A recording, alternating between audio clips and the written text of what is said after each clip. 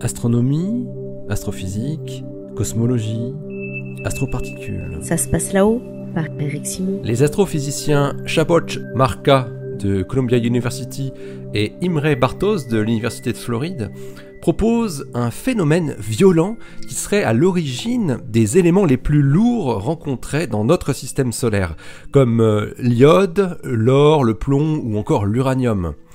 Une fusion de deux étoiles à neutrons qui aurait eu lieu tout près de la nébuleuse protosolaire à peine 100 millions d'années avant la naissance de la Terre. Leur étude est publiée cette semaine dans Nature.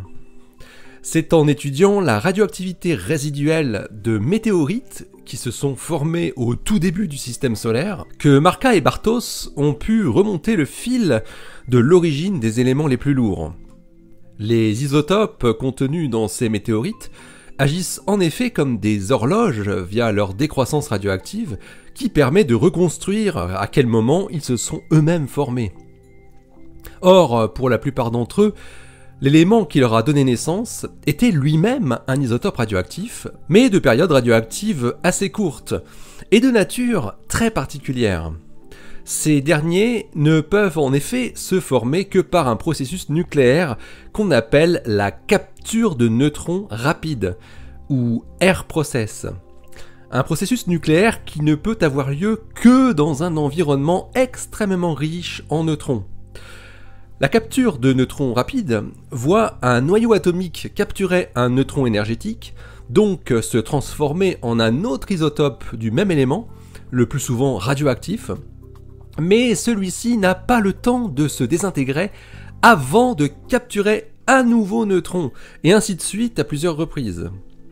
Puis les noyaux très riches en neutrons ainsi formés se désintègrent enfin par radioactivité β-, en transformant une partie de leurs neutrons excédentaires en protons, sautant au passage des cases dans la table de Mendeleïev. Les fusions d'étoiles à neutrons sont les phénomènes idéaux à même de produire énormément de noyaux riches en neutrons via le air process. L'événement gravitationnel GW170817 a par ailleurs fourni une preuve observationnelle imparable de l'apparition de captures de neutrons rapides menant à la formation des noyaux les plus lourds. Après des croissances bêta, des noyaux très riches en neutrons produits au cours de la fusion des deux étoiles à neutrons et éparpillés dans l'environnement juste après la collision. On a beaucoup parlé, par exemple, de la production de noyaux d'or en grande quantité, mais aussi de très nombreux autres éléments parmi les plus lourds de la table de Mendeleïev, donc riches en protons et en neutrons. L'apport d'isotopes radioactifs dans la nébuleuse protosolaire a pu être produit par quelques phénomènes de ce type, situés à proximité du futur système solaire.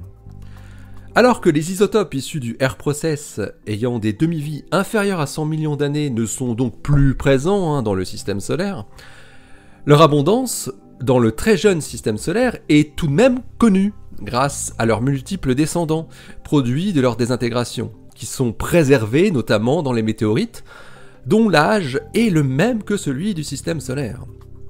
Marka et Bartos ont ainsi étudié des isotopes dont la période radioactive, la demi-vie, est supérieure à 15 millions d'années. Le curium-247, qui a une demi-vie de 15,6 millions d'années, le plutonium-244, qui lui a une demi-vie de 80,8 millions d'années, l'iode-129, lui 15,7 millions d'années, et enfin l'uranium-235 avec une demi-vie de 703,8 millions d'années.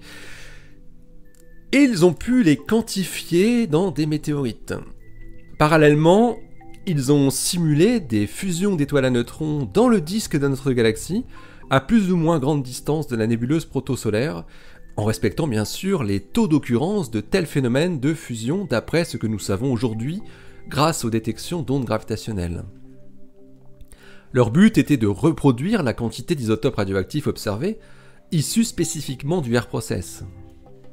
Ce que les chercheurs ont trouvé, c'est que une seule fusion d'un couple d'étoiles à neutrons a pu suffire pour apporter les isotopes lourds qui permettent d'expliquer les observations des abondances de curium et de plutonium des météorites. Mais à deux conditions. Cette fusion doit avoir eu lieu à une distance d'environ 1000 années-lumière de la nébuleuse protosolaire, et approximativement 80 millions d'années avant la formation du Soleil et des premiers corps rocheux. Il est à noter qu'une telle fusion d'étoiles à neutrons doit former au final un trou noir, mais le trou noir le plus proche que nous connaissons aujourd'hui, et dont nous allons prochainement reparler, spoiler, se trouve à environ 3300 années-lumière. Ce ne serait donc pas lui le résidu du cataclysme responsable. Qui plus est, en comparant leurs simulations et les observations d'abondance isotopique, Marca et Bartos ont pu estimer le nombre moyen attendu d'événements producteurs de capture de neutrons rapides, le R-process, dans notre galaxie et en fonction du temps. Ils trouvent entre 1 et 100 événements par million d'années. Il se trouve que cette estimation, quoique assez large, est tout à fait cohérente avec le taux d'occurrence des fusions d'étoiles à neutrons, mais en revanche, pas du tout avec le taux d'apparition de supernovas ou de phénomènes stellaires spécifiques. Ces autres sources potentielles de R-process sont donc exclues par ces nouveaux résultats. Les fusions d'étoiles à neutrons semblent donc bien être à l'origine des éléments les plus lourds que nous connaissons et dont nous sommes faits. Et il est fort probable qu'une seule collision d'étoiles à neutrons proche spatialement, mais éloignée dans le temps, près de 5 milliards d'années, a permis d'enrichir notre système solaire et nous fournir aujourd'hui l'or de nos bijoux et l'uranium de notre électricité. L'article de Imre Bartos et Szabolcs Marka est paru dans Nature cette semaine, le volume 569, daté du 1er avril 2019.